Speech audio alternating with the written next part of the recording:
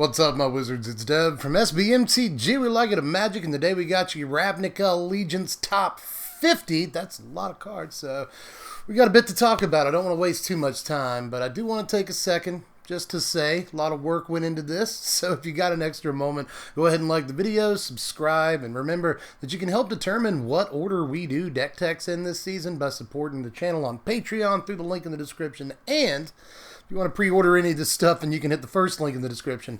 That'll take you over to my sponsors at TCG Playa. But aside from that, I'm pretty sure that's all I had to run through before we got to it. So let's go ahead and start talking about some cards and knocking this list out. There are 50 plus entries because I got some honorable mentions. First of all, Shocklands. Now, just like the Guilds of Ravnica list, I'm going to put these in the HM slot. They are obviously some of the best cards in the set, and you could probably make an argument that these could go in the #1 slot, but they're a little bit boring. Everybody knows how impactful these are going to be, and I'd rather populate the list with stuff that I'm excited to talk about. Shocklands are really, really good, but I'm going to put them in the HM slot, along with my kind of actual honorable mention this time around, Persistent Petitioners. Now, I'm trying to be objective about this, but this was my exclusive preview this time around, but I think the card is obviously really, really cool. There's a lot to like about this. You know, I want to build standard advisor mill, standard pauper advisor mill, regular pauper advisor mill, and I know a lot of people are writing this card off, but sign me up. These are the jokes. But we need to start the actual list if we're going to ever finish the actual list. So right here, heading up the list at number 50, Priest of the Forgotten Gods. Now, honestly, this is one of my biggest attempts to be objective on the entire list. I really desperately want this card to be in the top 20, but it really has to prove itself. Like, slightly better looking Whisper Blood Liturgist is probably still not quite on the level. If we do get a janky combo-y Aristocrats deck, this is probably going to be one of the premier 2-drops, but time will tell if Priest ever gets forgotten, or if maybe it gets a cult following. More jokes. Number 49 is Serif of the Scale. Yeah, I'm surprised it's down here too, but at least it made the list. I wasn't totally sure it was going to. I really like the stat line on this card. I like the text on this card, but I'm not sure that I like the way it lines up with the rest of the big flyers and other 4 and 5 drops in the format right now. Now, Mardu Angels or Orzhov Angels does look like a pretty good deck that just drops threats. That's all it does. And this could be a part of that package, but at the end of the day, I'm just not sure that it really, again, stacks up to the other 4 and 5 drops in the format, and that puts it all the way down here. But again, at least it's still on the list. It's definitely a card worth looking at. People have been asking me to weigh in on this card, more jokes here, for a while now, but honestly I think it's pretty balanced jokes. Guess what? Ziggy showed up. Number 48 is Collision Colossus. I think that if this card is impactful, it's going to be because Mono Red can now take care of cards like Niv Mizzet, Doom Whisperer, Lyra Dawnbringer without having to play Fight with Fire, you know, and I think that's going to be important, but it's also, obviously, worthy of inclusion, perhaps, in the Gruul deck, where, a combat trick like this can be pretty decent. You know, you get your Llanowar Elves through for 5 or something some of the time if they're blocking all your other big guys, or you just give your, big giant trampling dude, your Galta or whatever, +4/+2 and dust things off real quick. So I like a lot about this card, but I'm not sure that the first half, which is what I really like about it, despite the fact that it's kind of a worse plummet, I think it's still like really impactful for Mono Red, and it's a main deckable plummet effect for Gruul, so that's important too. I think there's so much about the card that I like that I want to put it on the list somewhere, but I also don't want to over-evaluate it. 47 is Pestilence Spirit, and again, if this were a list of like personal favorites in the set, this might be in the top 10. This is a pretty fun card right here, you know? It's almost kind of unblockable. If they do want to block it, they lose 2 guys, which is just super sweet value, but in the meantime, it also lets you just like shock their Galta and it dies. You're like Lightning Strike their Doom Whisperer and it dies. There's a lot of cool stuff about this card. I'm not sure that it really goes all the way or anything, but a cool budget idea is definitely Red-Black Pestilence Spirit burn, and you're going to probably see that at some point on the channel this season. Number 46 is Emergency Powers. I like this card an awful lot too, but I think 7 mana is so freaking much, and I do think the instant speed makes the card at least somewhat playable, but it's also got to find a home. You know, like I don't think Turbo Fog wants the card. I don't think that, Blue-White Control really wants the card, or Jeskai, anything like that. So it has to have a very specific deck, and that deck is very likely going to be some weird combo control hybrid. So I'm not sure the shell for the card exists, but look at the text on the card. It definitely belongs on the list somewhere. 45 is Thrash and Thread, which I always want to call Trash and Treasure for some reason. Mostly because of colloquialisms that are popular in America, but at the same time, I think that this is another good include for the Gruul deck that could be easily main deckable. A good piece of removal so long as you've got a creature on the battlefield, even if it's just like a Merfolk Branchwalker or something. This can usually take something out. I like that about it, but the second half is a pretty solid threat. It's stapled to a literal threat. Kind of running out of names over there.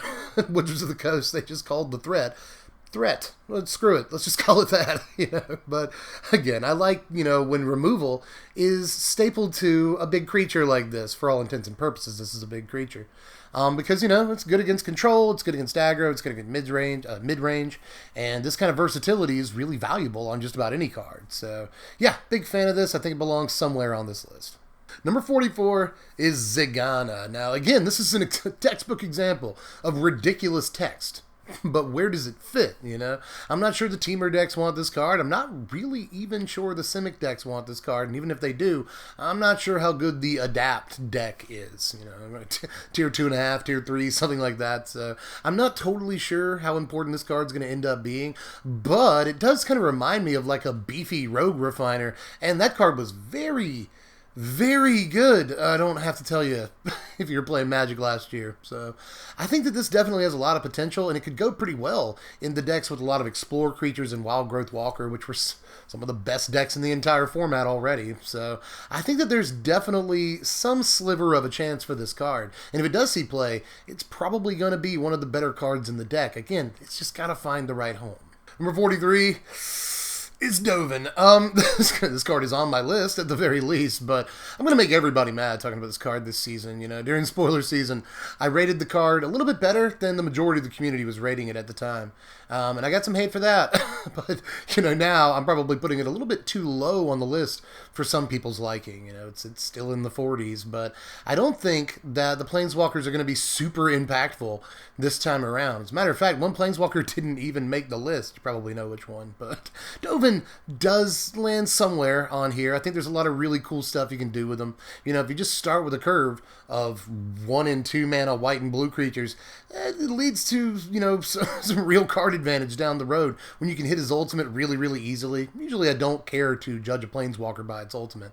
That's a bad road 90% of the time, but here, I think it's definitely important to point out the ultimate because in the right deck, it's not going to be very long before you get to it. And it just makes flyers. That's fine. At least it protects itself. It makes flyers, gains you a little bit of life, all for just the 3 mana. I think this is a good walker that has a shell that it can go into, but again, time will tell if it's a number 40-something card in the set or a number 20-something card in the set, but I really don't think that it breaks into, like, best card in the set territory or broken Planeswalker territory. Even if it's good, I think it's at least balanced. Number 42 is a card with the same casting cost, and that's High Alert. I like this card a little bit better than Dovan.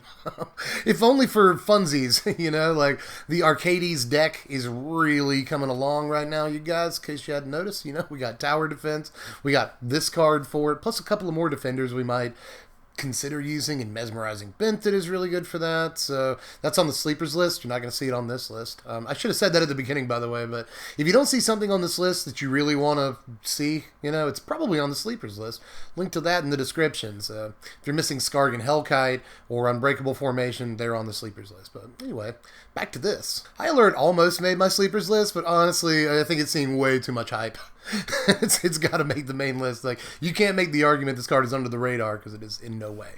In no way. Number 41, Benthic Biomancer. I think this is almost certainly going to see play somewhere, and it makes the Merfolk deck better almost immediately, which is pretty good in and of itself, so it's got to be on the list, but I'm not 100% sure how much this one drop really affects Standard or even Modern, which people are talking about, but I don't know, that seems like a pipe dream. But Biomancer does seem like a pretty good addition to the Merfolk deck in Standard, but almost nothing else other than the Adapt deck. This is obviously a one drop for the Adapt deck, but I don't think Adapt's going to be tier 1, and I don't think Merfolk's going to be tier 1. I'm sorry. I wish. Again, I'm not trying to bash your favorite stuff, but it's definitely a card worth pointing out that can provide you a ton of value over a long game if you've got some tricks. Number 40, we're 10 slots in already. Here's Growth Chamber Guardian now. This could be way better than any of us are judging it. I will fully admit that. This is left unchecked. Then suddenly it's not too hard to envision a world where you have 4/4/4s on the battlefield after just a couple of turns and a few mana invested. So I think this is actually really, really good, but I'm trying to temper my expectations a little bit. 2-drop slot is a little bit crowded in green, so remains to be seen if this is a really impactful card. But again, in the Simic Adapt deck, this is good. In the Gruul, Rhythm of the Wild deck, this seems really, really fantastic. There's a fun little combo there. So there's a lot you can do with this card in this standard. There's a lot that it interacts with. But even if it didn't have to interact with anything, then, a sort of squadron crab is actually pretty good just in and of itself, and it's got the right creature type aside from crab. So, in the elf deck, this probably immediately goes in. So, I do like a lot about the card. It's probably better than a lot of us are judging it. 39 is the Vines, Cinder Vines, that is. I think this is just an immediately impactful card, possibly even in Modern, The first bit of text there kind of hoses the Storm deck in that format, but it sort of hoses the fake Storm deck in Standard, Crackling Drake, Arclight Phoenix, and those decks. It does a little bit of work against, and you can also cash it in to bust up an Immortal Sun or a Treasure Map or something like that, or more importantly, troublesome enchantments. Search for Escanta, that's a pretty good cash in for this.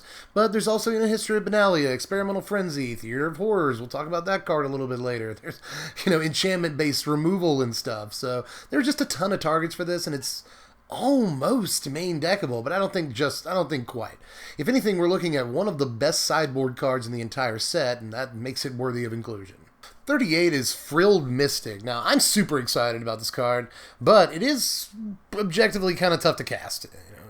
4 mana, is the same rate as Mystic Snake, but it's a green mana tougher to cast than Mystic Snake, and I do think that makes a really big difference. Just assuming that you do have perfect mana in your deck, this is a very good card. Mystic Snake and Spell Queller and, creatures like this have always been really, really impactful. They're kind of 2-for-1s.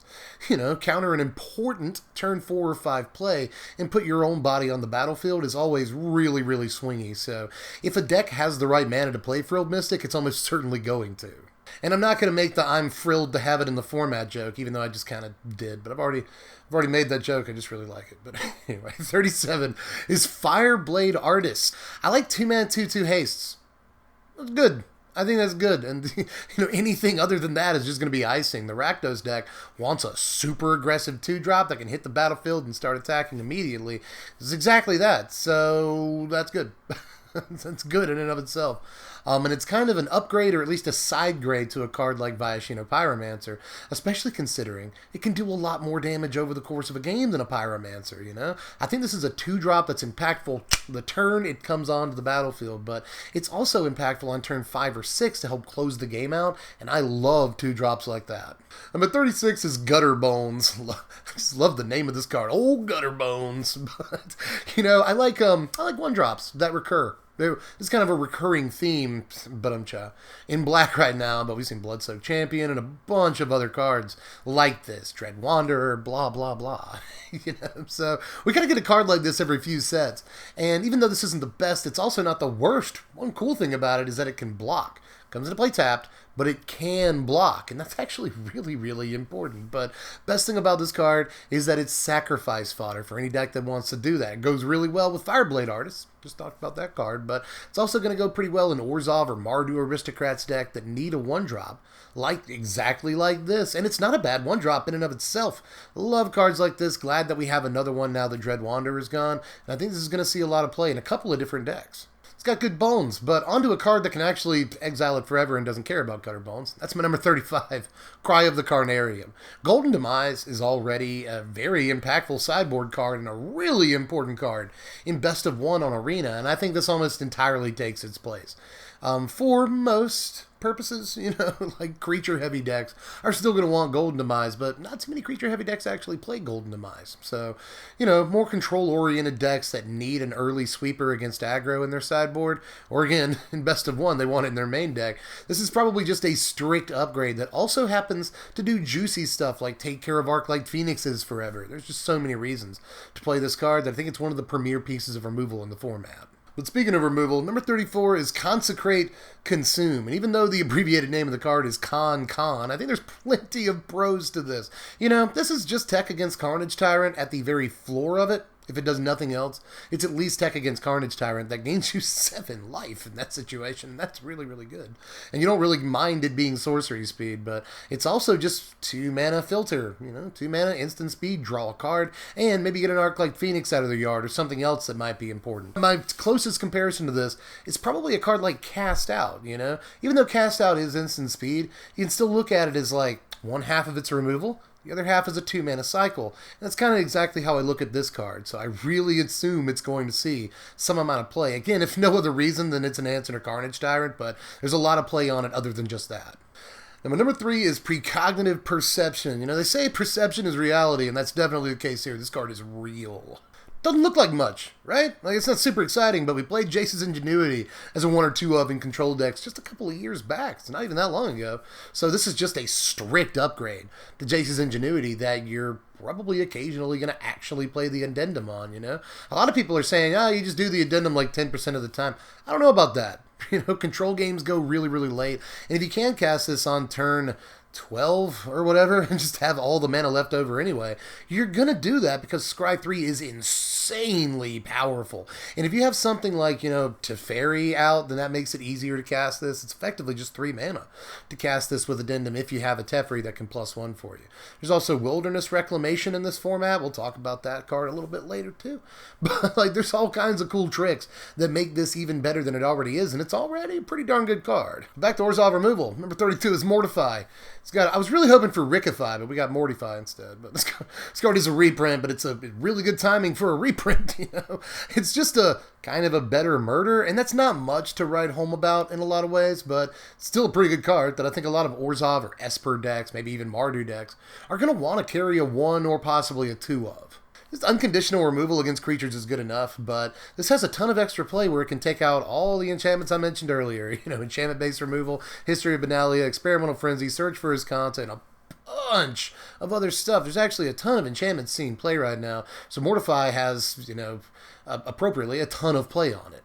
But let's get back to card draw. Number 31 is Growth Spiral. This is way up here, but I think this is really, really impactful for a number of decks. You know, Simic Ramp, first and foremost, but maybe even Teamer Ramp, which is getting a lot of buzz right now, might want this card. Bant might want this card, whether you're just building Bant Control, Bant Turbo Fog, you know, Bant Nexus, or whatever Bant deck you're building, and you mostly want to play at instant speed. This is the card for you, man. So I like it. It's ramp. Those decks play a lot of lands anyway. You know, your control decks, your ramp decks.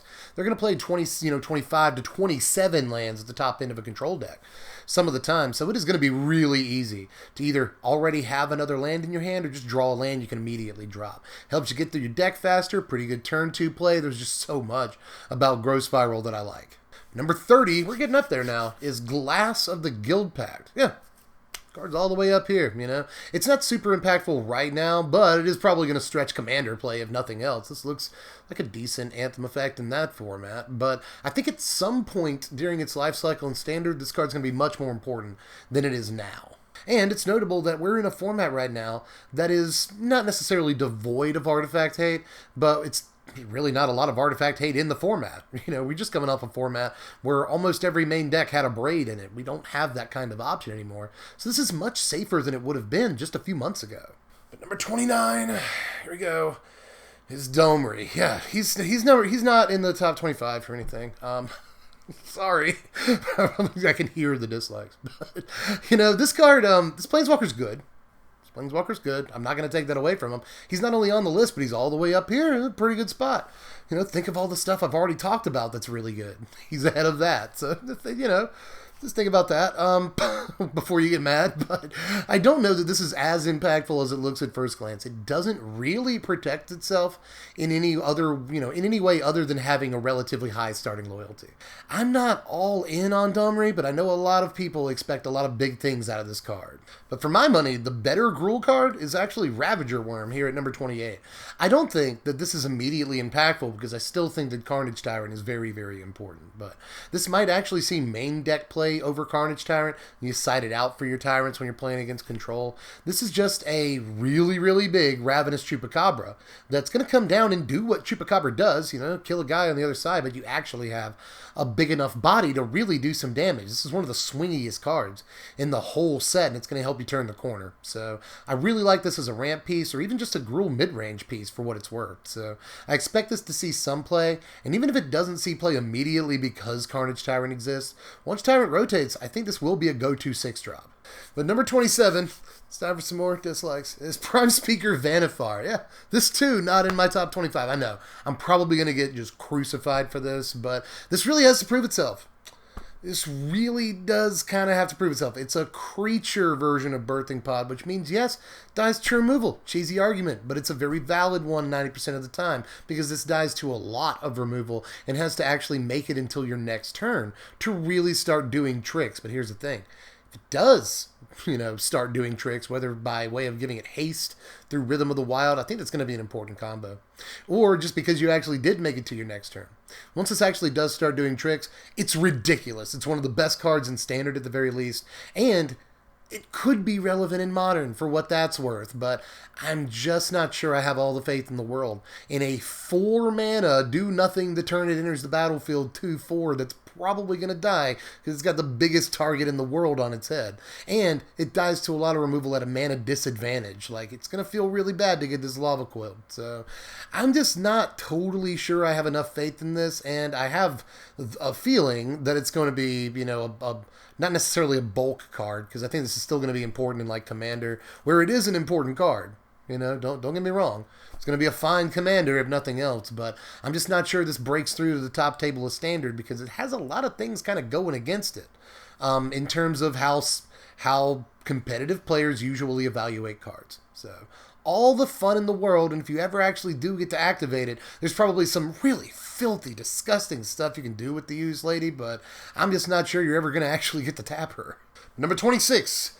Is Deputy of Detention. This could be in my top 10 too, honestly. I got like 30 cards that could be in my top 10. So you see, when you're making a list, sometimes things get pushed a lot farther down than you think they would when you first started making the list. This is definitely one of those cases. I love Deputy, but I don't want to put, you know, Fiend Hunter, Fairgrounds Warden, Banisher Priest in like the top 20 or anything. I think this probably ended up where it belonged, but it's still probably the best version of a Fiend Hunter that we've ever seen.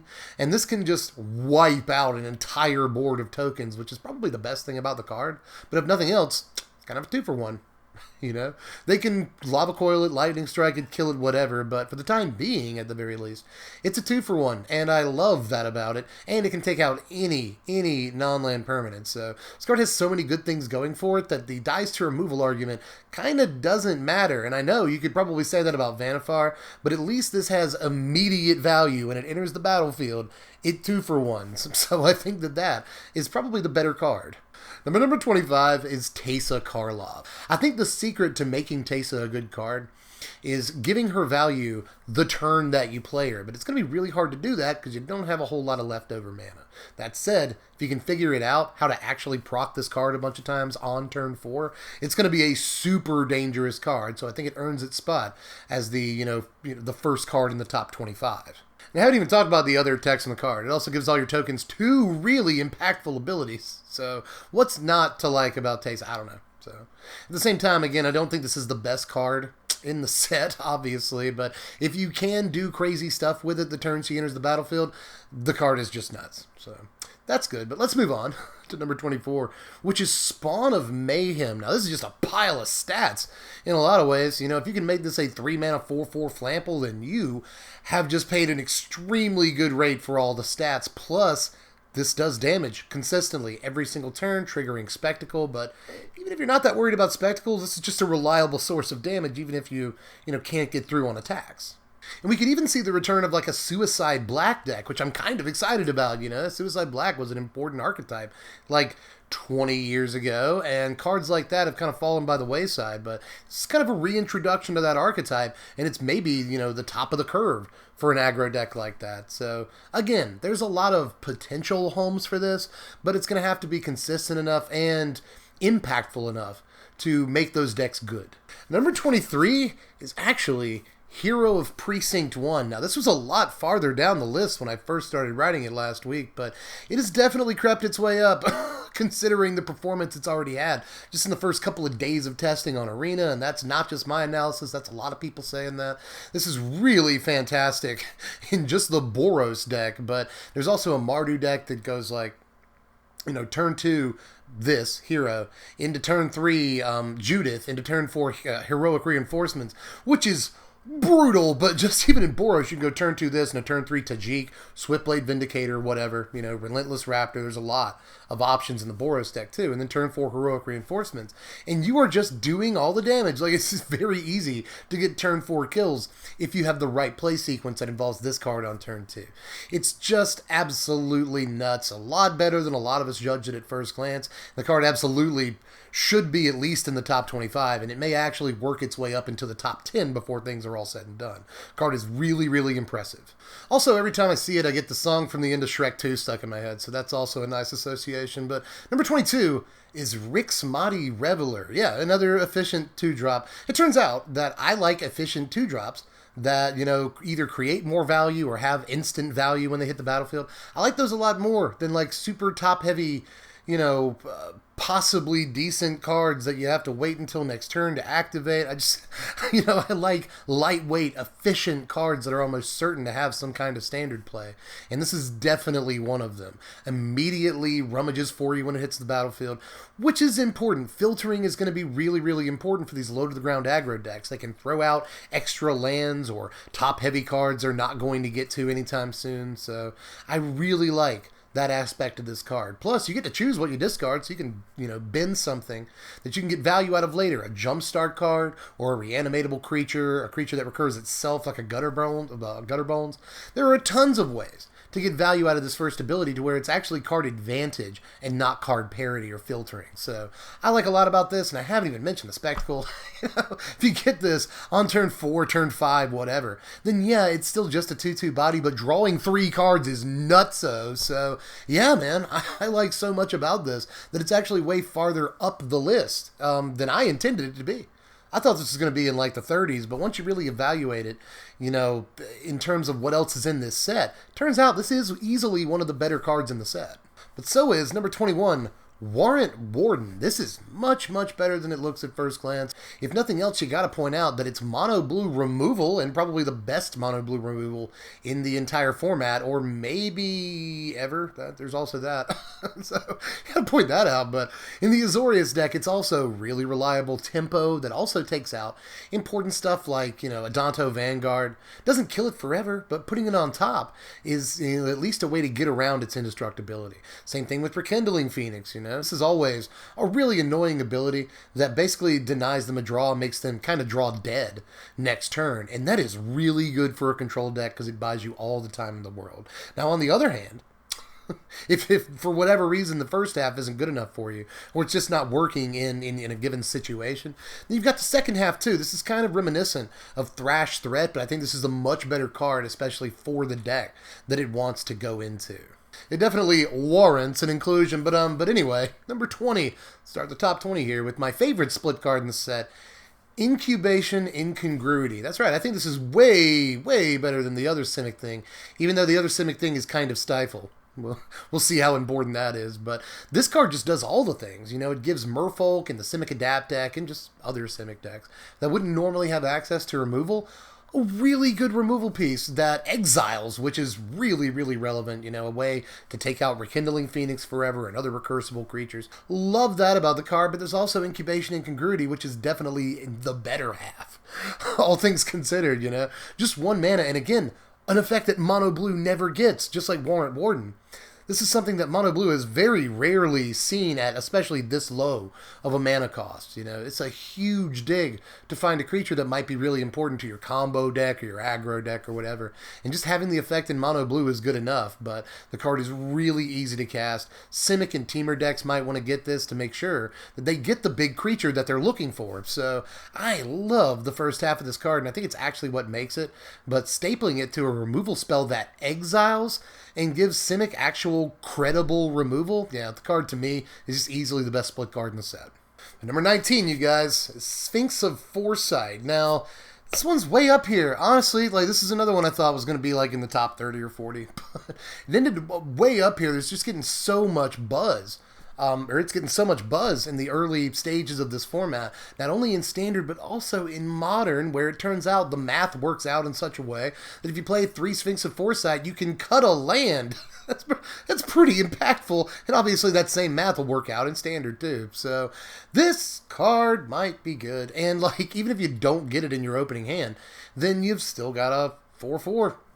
Still got a 4/4 flyer for 4, which isn't bad, and it has some extra play on it too. So, yeah, card's really, really good. If you get it in your opening hand, it's just unbelievable. For your control deck or your combo deck, whatever you're doing in your blue deck, this is just really, really fantastic for all the things that blue is traditionally trying to do. And again, even if you end up drawing it big whoop, you have a threat. That's fine. So, I think Sphinx of Foresight is just really, really good.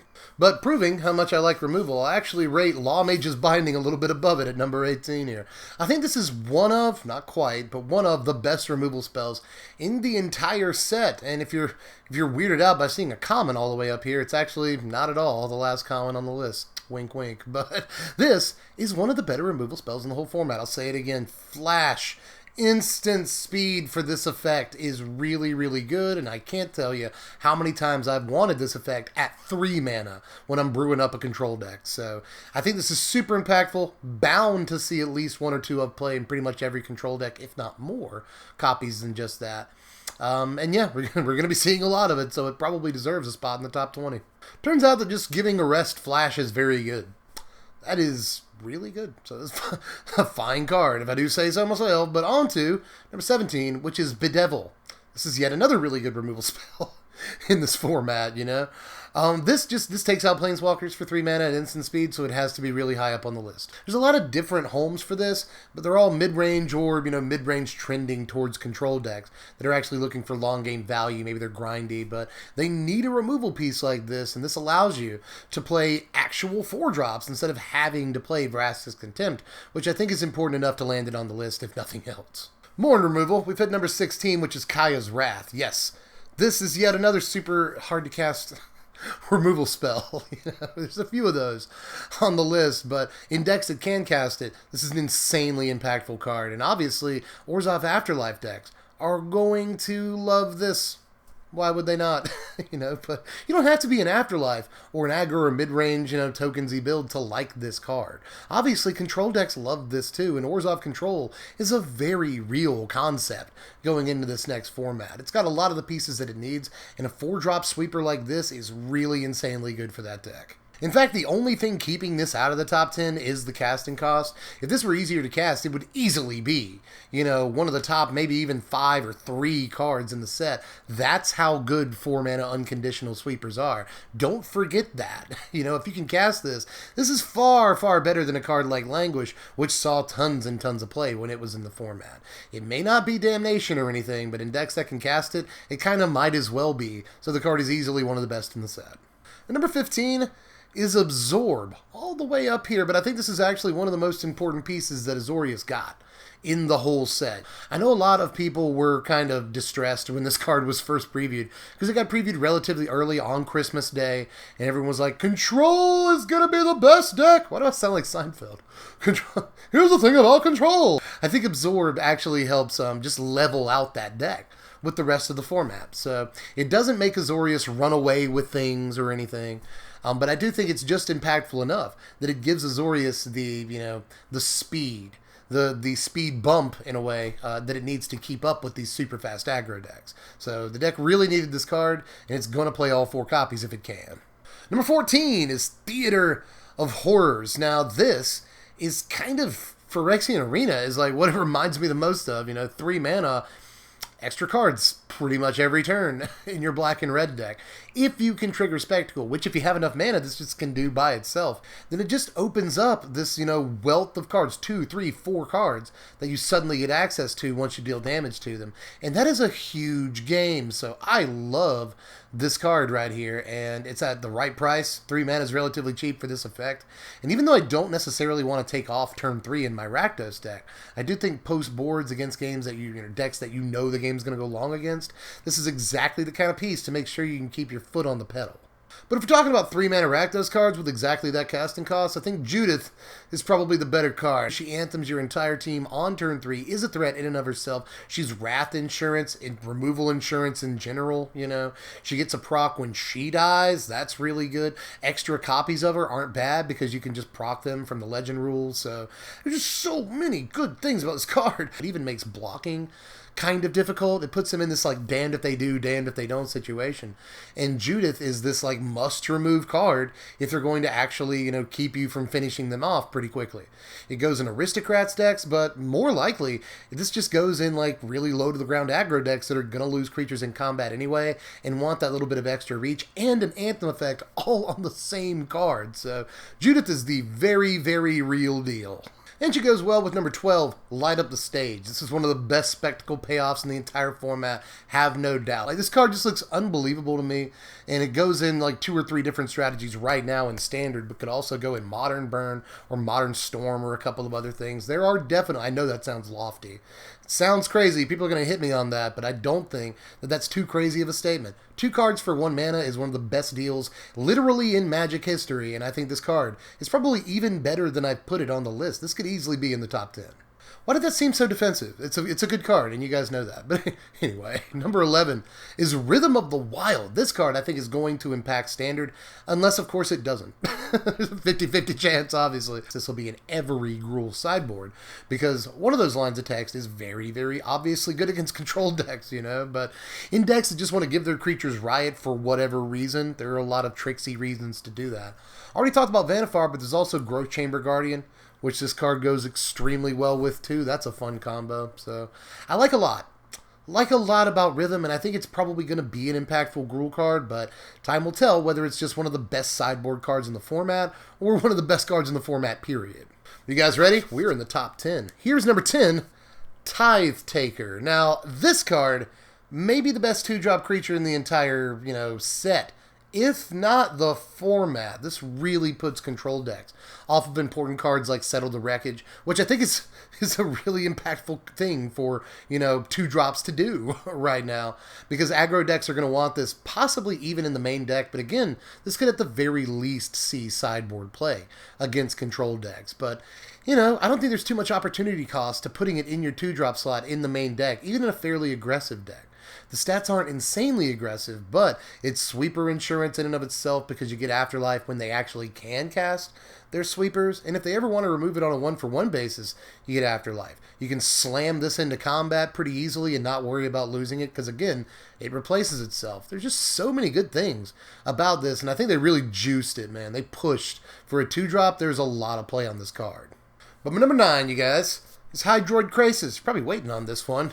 At this point, you're like, there's no way it's in the top 10. Yeah, it actually is. I think this card is insane, Cast it for 4 mana, where X equals 2, you get a card. 6 mana, you get 2 cards. 8 mana, you get 3 cards, which is not hard to envision in a Simic or Temur ramp deck, where this is easily the best option at the very, very top of your curve. Yeah, you play Carnage Tyrant in that deck, you play Ravager Worm in that deck, but this is definitely the payoff that you're looking for, especially when your mana starts getting really, really outrageous. If the game goes late and you have 10 mana out in your Simic ramp deck, suddenly you're getting a full grip of cards almost. You're getting 4 cards off of this if you cast it, for 10 mana in total. And you're also getting a giant flyer, a really big flyer. Even if you just cast this for 6 mana, which is I think the rate you're mostly looking for, you get a fairly fat flyer out of the deal and a bunch of card advantage. So I just think people are judging this a little bit too low right now, except for the people that are judging it correctly. Temur Ramp is definitely something people are talking about, and that is, for the most part, because of this card. Here we are at number 8, which is an uncommon. There's actually a fair amount of lower rarity cards in the top 10 here, but number 8 is Wilderness Reclamation. Now, this almost certainly immediately sees play in the Bant Turbo Fog deck. Nexus of Fate decks are really going to want this. It allows you to cast your Nexus much, much faster, and there's even talk of another Teamer deck. Teamer's getting a lot of press here lately, but there's talk of a Teamer control deck that tries to play Wilderness Reclamation into a huge expansion explosion, which this allows you to do. You can also go Wilderness Reclamation into a crazy Electrodominance, so there's just so much that Reclamation allows you to do, and if nothing else, it slots immediately into Bant Turbo Fog, making that deck a little bit more dangerous, and I don't think anybody wants that, but considering what this card allows you to do in that deck, I definitely think it deserves a top 10 slot. But here we are, number 7, another uncommon, and it's Terra Mandor. It might be a little surprising, but I actually think this has play in multiple formats, especially the older formats. You know, formats like Modern, Vintage, Legacy, they fill their graveyard super fast, and it's not hard to envision a scenario in a format like, again, Legacy or something, where you can get this adapted like on turn 2. You know, it's kind of a Delver of Secrets, kind of a Gurmag Angler. They kind of slap those two cards together a little bit. It's kind of what it feels like to me. And when you're in that company, when you're being discussed as, you know, tangential to those cards, then that's good. You're probably a very good card, worthy of some attention. And I think Terra Mandor is definitely that, especially in older formats, but even in Standard, where these spell-based decks play Opt, Charter Course, Tormenting Voice, Shock, Lightning Strike, you know, just filling their graveyard like crazy. And this can easily adapt on turn 4 or 5 some of the time, where you're just paying, you know, in total 3-4 mana for a 5/5 flyer, which is nuts. So even in Standard, which looks ostensibly slower and, you know, it's harder to fill your yard in Standard, I still think this card can definitely see play. But in older formats, where this is just a cinch to be a 2-mana 5/5 really early on in the game, yeah, I think Terra Mandor is definitely worth looking at. My number 6, though, Incubation Druid, yet another adapt thing. I don't think the adapt deck is very good on its own, but I think there's a bunch of adapt creatures that are fine by themselves, you know, and this is definitely the best of them. Incubation Druid is just nuts. Even if you don't, you know, finish the incubation, even if you don't adapt this, just a 2-mana thing that taps for whatever color you can already produce is really good. That makes it easy to cast cards with double color in their casting cost, which is really, really important, actually. Especially for some of the decks that might want to run this, that are at least 3, if not 4 colors, because this enables decks like that. And once you do get it adapted, whether by adapting it itself with for 5 mana, or just putting a counter on it in some tricksy way, like Hadana's Climb, it's an interaction you got to point out. And there's a bunch of other ways to put counters on this too. Then it's just insane. You know, it's all the ramp in the world. You tap this for 3 mana, it's like a Gilded Lotus, you know. That's just crazy. This card is absolutely nuts, and it's going to see tons and tons of play. Why wouldn't it be in my top 10? I think it's easily within the most impactful cards in the set that's going to see play in multiple decks. Here we are, y'all. Number 5, top 5. Starts with Lavinia here, and I think this probably sees more Modern play than anything else. And yeah, shuts down Tron in Modern, or at least it's the 40th piece we've seen in the last, like, year and a half that shuts down Tron. But this does do that, but it also shuts down, like, free spells and stuff. That's really good. Ramp decks, decks with mana dorks, blah, blah, Simian Spirit Guide. There's a ton of things that this effectively shuts down in older formats, but it also shuts down some stuff in Standard. And cool thing about this card, it kind of allows them to print free spells. You know? And there's kind of a safety valve in the format for them. So who knows? We might see those a little bit later on in Standard. And actually, a little bit further up the list, we'll talk about a card that allows you to cast free spells. So this hoses that too. So there's some play on this in Standard, but mostly I expect this to be very, very impactful for Modern. And it has the right creature type for that format too. I don't have to tell you. My number 4, you guys, is Electrodominance, and this could honestly be my favorite card in the entire set. I worry a little bit that this card is a trap, you know. I have heard the argument a bunch of times, like, well, it's just adding 2 to the casting cost of whatever you want to play anyway. Like, yeah, you cast a fairy for free, but why not just cast them 2 turns earlier? And, like, I get the argument, but this does allow, for the thousandth time, this has been confirmed, this does allow you to cast things at instant speed that you wouldn't normally be able to cast at instant speed. So you can get a Teferi at the end of your opponent's turn with this card, you can get a Mirari Conjecture and do some really filthy stuff I already pointed this out a couple of times, but if you get Mirari Conjecture for free off of this, you can immediately return Electrodominance to your hand with the first chapter at the end of your opponent's turn. That's freaking nuts. So I like that about it too. Or you can just get a big meaty creature off of, add instant speed off of this. Kill one of your opponent's guys, and do all of that during your opponent's combat step, which just seems ridiculous. So I understand the argument that you're just adding 2 mana onto a card you're going to play anyway, but the fact that you get to play the card at instant speed, possibly during your opponent's combat or end step, and just completely wreck them, just really punish them for tapping out, and kill a big creature or, hit them in the face. I think that definitely makes Electrodominance worth playing.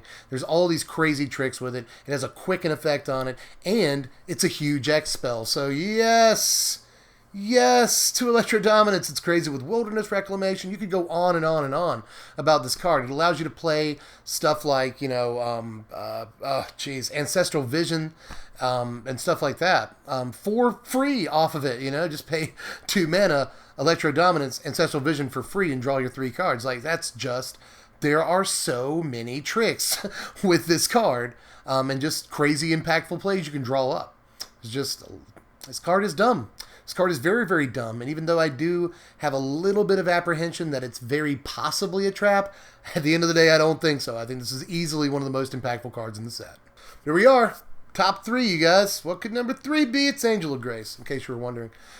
This card, for a time, was actually the number 1 on my list, and might actually still be. I might regret that. Angel of Grace is almost a sleeper. I haven't heard that many people talking about it, but this just looks obviously busted to me. It's instant speed. It has flash. 5 mana seems like a little much, but a 5 mana flash, 5 power flyer is nuts by itself. There doesn't have to be any other text on the card for this to be playable, but this also beats Banefire. Yes, it does. It does. This beats Banefire, saves you from lethal, combat damage and stuff like that. Sometimes control just needs one more turn, and any control player that's ever played control will tell you that. I just needed one more turn, And Angel of Grace allows you to do that while still playing a big blocker that also acts as a win condition that finishes the game in 4 bites. What else do you want from a card? Hey, if you do want more stuff from a card, there is more. You can also just exile it from your yard, and suddenly you're back up at 10 from 1. The card is stupid. Like,